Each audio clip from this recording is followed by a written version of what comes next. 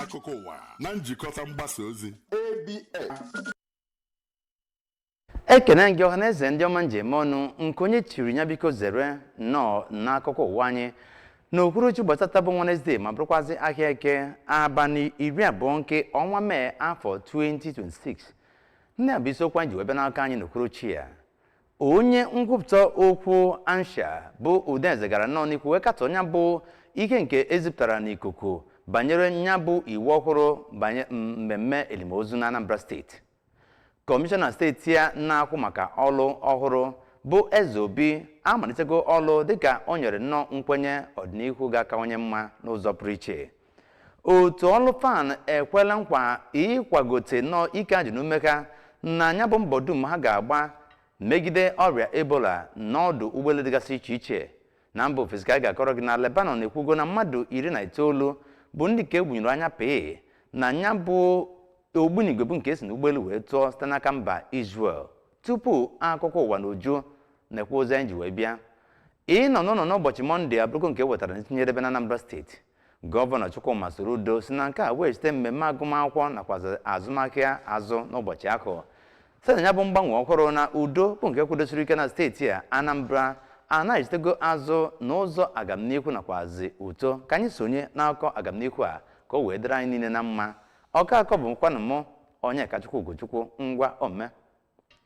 Onye nkwupụta okwu ụlọ nzukọ omeiwu steeti ya bụ Anambra bụ Right Honorable Somtochukwu Udeze akọwago ya bụ ozi bụ nke wetara n'igwe nzikọrịta ozi ọgbara ọhụrụ banyere ọtụtụ ihe dịgasị iche iche bụ nke a na-akọ akụkọ wee sị na ụlọ ọgbakọ omeiwu nke asatọ bụ ndị nke binyere aka na iwu ọhụrụ ga na-achị mmemme elimozu ma bụrụkwazị nke ga na-amachi ịkpụta ehi ma ọ bụ ewu ya nakwazi ihe onyinye ndị ọzọ n'oge a na-akwa ozu. Na akwụkwọ ozi n'okwu bụ nke o kwuru ka Right Honorable Udeze mere ka amata na ụlọ ọgbakọ omeiwu nke asatọ nke steeti a n'okpuru ọchịchị ya enweghị etu a si wee neba anya n'ụdị iwu dị etu a maọbụ nwe ka a si wee kpaa aka na ya bụ iwu n'afọ 2019 gaa n'ihu wee kọwaa na onweghị iwu ọhụrụ ọbụla bụ nke na-achị mmemme elimozu ma bụrụkwazị nke ebinyere aka ugbu a na-alụ ọlụ n'okpuru ka ọ dị ugbu a. Ya bụ na onye omeiwu nke mbụ na mbụ nke steeti a gara n'ihu wee kọwaa ihe ahụ dịka okpotokpasịkwa nwa dịka o nyere nkwenye na ụlọ nzukọ omeiwu steeti a bụ ndị ka ga-aga n'ihu n'iwepụtagasị iwu bụ nke ga-akwado ọdịmma ezi ụmụ amaala nke steeti a gbakwunyere na ya bụ ọgbakọ ụlọ bụ ndị nke na-eme ihe ha ka oye anya oye na ọlụ dị iche iche bụ nke ha na-alụ na iwepụta iwu dịka ọ gwara ọhaneze ka ha gbaa mbọ wee wepụ onwe ha pụọ na ya bụ ihe mbụ nke a gbasara n'igwe nzikọrịta ozi banyere iwu ọhụrụ na-achịkwa mmemme elimozu n'ime steeti a. Ọ gara n'ihu wee nyekwazi ndị ọrụ nta akụkọ ndụmọdụ ka ha gbaa mbọ wee na-enyocha akụkọ bụ nke ha na-eweta enyocha ọbụladị na mmadụ ịlụ ajọ ọlụ bụ nke nwere ike ịkpọtọ ugwu maọbụ njirimara onye ahụ nwere n'ụzọ pụrụ iche. Ndị mmadụ gara n'ihu wee na-egosipụta nnọọ ebumnobi ha n'ebe ọ dị ukwuu dịka ndị nke na-alụ ọrụ n'ụlọ ọrụ ministri na-akwụ maka ọrụ na Anambra steeti gara nọ n'ihu wee nabata onye kọmishọna ọhụrụ na-akwụzi maka ọrụ bụ Architect Oke Eze Obi na tinyekwara onye nke pụgoro apụ ugbu a bụ Injinia Ifeanyị Okeọma dịka ha niile balitere ya bụ ụlọ ọrụ ministri iji wee hụ na enyefere na akwụkwọ eji wee lụọ ọrụ ka e wee nwee ike malitekwazị ọlụ na onye nyere ya bụ ọlụ ọhụrụ. Onye nta aka anyị bụ Ngozi Obilevi ga-ewetara anyị akụkọ etu ya bụ ihe si wee gaa.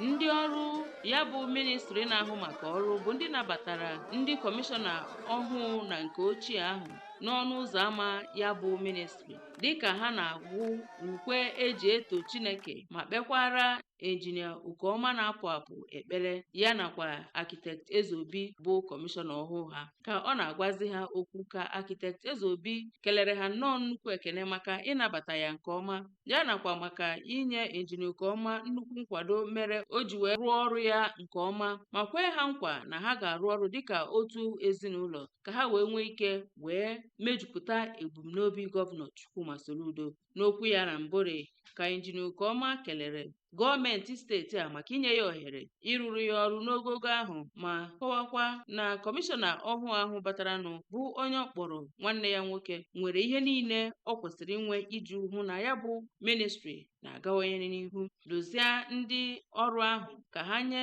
onye kọmishọna ọhụụ ahụ nkwado dịka ha siri nye ya. Odeakwụkwọ ọgbụtọrọgbụ nke ya bụ ministri bụ Injinia Martin Agbele dịka ọ na-agwazi Injinia Ukeọma ya jee nke ọma. Ọ kelere ya maka ezi ọrụ ọ rụrụ oge ọ nọ n'ọkwa ahụ ma nabatakwazie Architect Ezeobi nke ọma, kwee ya nkwa na ndị ọrụ ya ga-enye ya nkwado ma rụkwa n'ọrụ nke ọma. Site n'Awka, abụ m Ngozi Obileri. iji wee kwado ndị nke na-akọ ọrụ ugbo ma gbochie ịdị na-emefu ọtụtụ erimeri dịgasị iche iche dịka akpụ, ji ya nakwazi potato na ihe ndị ọzọ dị iche iche ka eji wega nọ n'ekwu wee mepee agịrịga ụlọ ọrụ Afri-Roots bụ ndị nke na-ahụ maka imepụta flọ ma bụrụkwazị nke emeyapụrụ site n'aka na Akwaeze n'okpuru ọchịchị obodo Anaọcha n'ime steeti a bụ aka ọrụ Chief Ikenna Okafọ bụ onye isi oche ụlọ ọrụ Ideal Agro-Allied Produce Limited ndị nke ekwu na ha na-emepụta Afri-Roots. Onye nta aka anyị gara n'ebe ahụ bụ Joseph Egbeọcha ka o wetara gị akụkọ ndị nke ọ chịkọtara.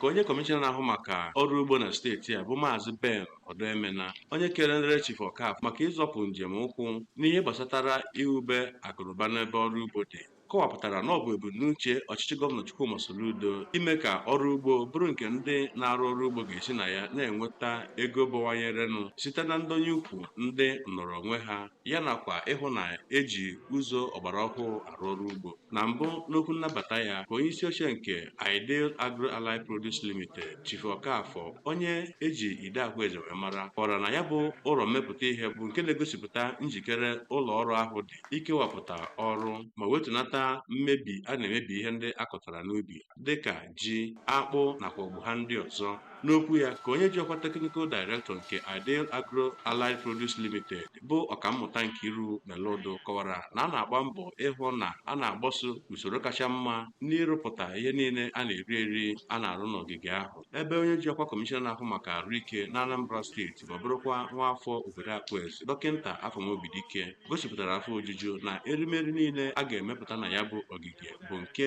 etinyeghị akụrụngwa ọbụla eji echekwaba ya. N'okwu ha na ya bụ ọgbakọ ka onye eze ọdịnala obodo Akwaeze Igwe Christopher Ọkpala nakwa onye ji ọkwa President General nke Akwaeze Town Union Maazị Osita Udemba ya nakwa Maazị Henry Mbanefo onye kwuru okwu n'aha ndị otu DG Akwaeze kọwara na obodo Akwaeze bụ nke na-agazi n'ihu na-ebu ụzọ n'ihe gbasatara ọrụ ugbo ma kelee Chief Okafọ maka inwe mmasị pụrụ iche n'ọrụ ugbo, imetụ ndụ mmadụ aka n'ụzọ kacha mma ya nakwa ime ka obodo Akwaeze bụrụ nke a na-anụ aha ya na mba dị iche iche. Onye eze ọdịnala obodo Ụmụawụlụ Igwe Joel Egwuọnwụ bịara ya bụ mmemme bụ nke a nọrọ n'ime ya gbaa egwu ọdịnala sitere n'aka ndị otu ọrụ ugbo Akwaeze ya nakwa ngagharị agagharịrị na ya bụ ogige mmepụta ihe oriri site na Akwaeze nke dị n'okpuru ọchịchị Anaọcha. Abụ m Joseph Egbeọcha maka akụkọ ụwa ABS.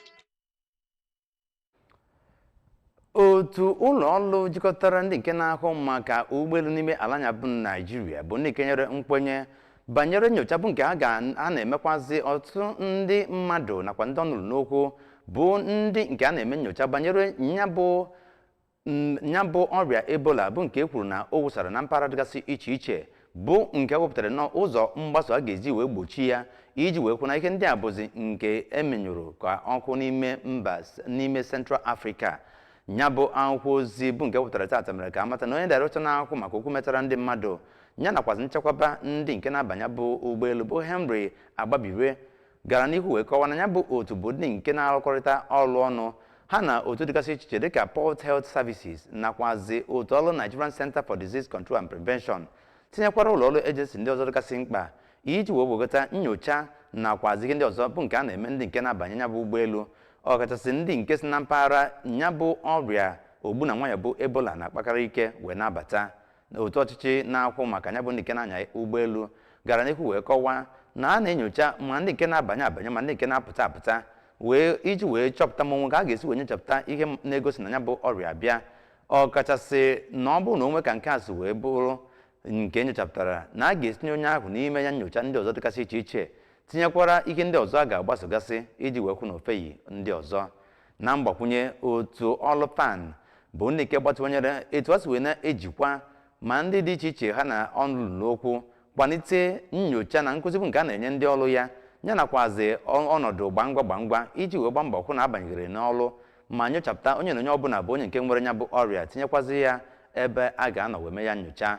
Ụlọ ọrụ PAN kwudosiri ike ka ajụ n'ume ma bụrụ anyị ka azụ dịkwazi uchu na ichekwaba ahụike ọhaneze ma hụ na enwere nnọọ nchekwa pụrụ iche n'ọdụ ụgbọelu na ebe a na-abagasị ụgbọelu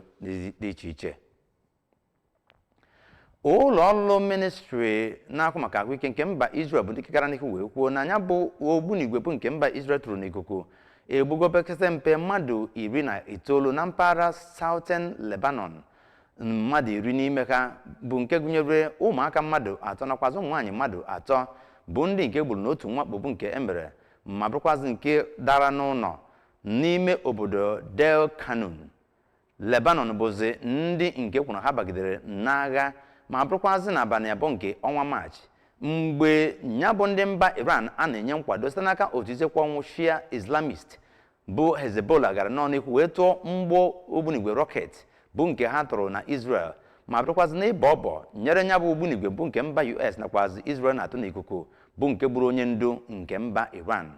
Ọnwụ bụ nke nwetara nso a bụ nke akarịghị otu izuụka ma bụrụkwazị ka mba US gara n'ihu wee kwuo na Lebanon nakwazi Israel bụ ndị nke kwekọrịtaranụ iji wee wegote nya bụ ịkwụsị agha bụ nke a na-ebu nyere mkpụrụ ụbọchị 45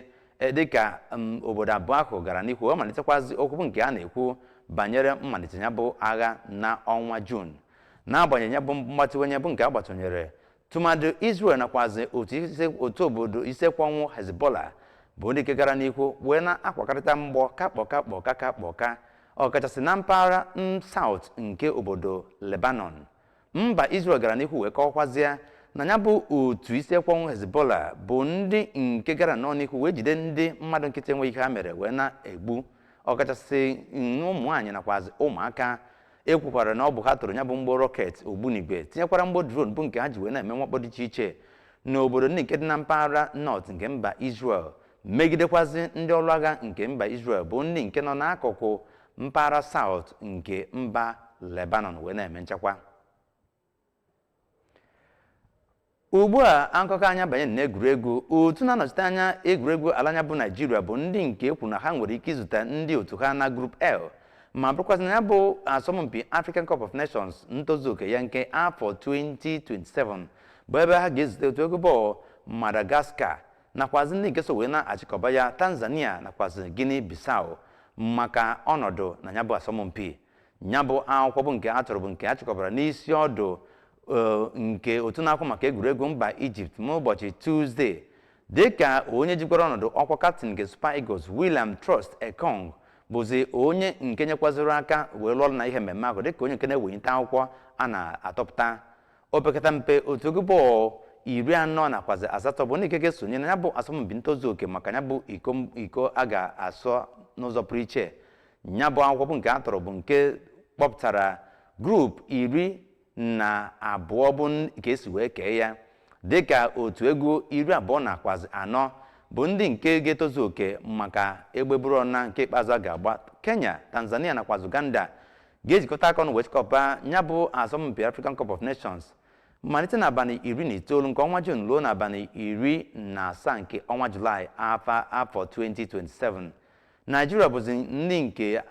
etụkwazịrị akwụkwọ ga-esokwazi wee gbanya bụ asọmpi n'ụzọ pụrụ iche ọbụladị na ndị ha ga-ezute bụzi ndị nke ha na ha ga-agbakọ iji wee chọpụta ndị nke tozuru oke maka ya bụ iko n'ụzọ pụrụ iche. Nigeria meriri Madagascar n'ụlọ na mpụga ma bụrụkwazị na anya bụ agba asọmpi bụ nke a gbara n'afọ 2012 tinyekwara na ha nwetakwara nya bụ nkwanye ugwu ha na Guinea Bissau na nke agbara nke ikpeazụ bụ nke agbara n'afọ 2023 ma bụrụkwazị nke achịkọbara na Ivory Coast. Guinea Bissau bụ ndị nke tụrụ ugo na Abuja ebe Super Eagles bụ ndị nke nwetara naanị akara point 3 megide otu egwu bọọlụ Guinea Bissau. na iwetazi akụkọ ụwa tata n'itinye sonyere ụlọ mgbasa ozi ABS TV ebe ọ bụla ị nọ na mba ụwa n'akara webụsaịtị anyị www.absradiotelevision.com. anyị nọ na YouTube n'akara ABS Radio Television. anyị nọkwazi na Facebook ma ọ bụ na ịpịa ABS Radio Television, na Instagram maọbụ X pịa ABS Radio TV ka iwe nweta anyị ọfụma. ugbu a bụzi isiokwu n'aka ka ọgịnikwuru uche na mbụ ka mere ka ịmata na onye nkwupụta okwu ụlọ nzukọ omeiwu steeti a bụ Udeze katọrọ ya bụ ihe nke egosipụtara n'igwe nzikọrịta ozi banyere iwu ọhụrụ bụ nke na-achị ya bụ mmemme elimozu na Anambra. Kọmishọna ọhụrụ na-ahụ maka ọrụ na Anambra steeti bụ Eze Obi amalitegokwa ọrụ nyekwazi nkwenye ọdịnihu ga-akawanye mma. otu fan jikọtara ndị nke na-ahụ maka njem ụgbọelu bụ ndị nke kwere nkwa ịkwado ya bụ nkwadobe bụ nke a na-eme nakwa ọzọ mbọ pụrụ iche bụ nke a na-agba megide ọrịa Ebola n'ọdụ ụgbọelu dị iche iche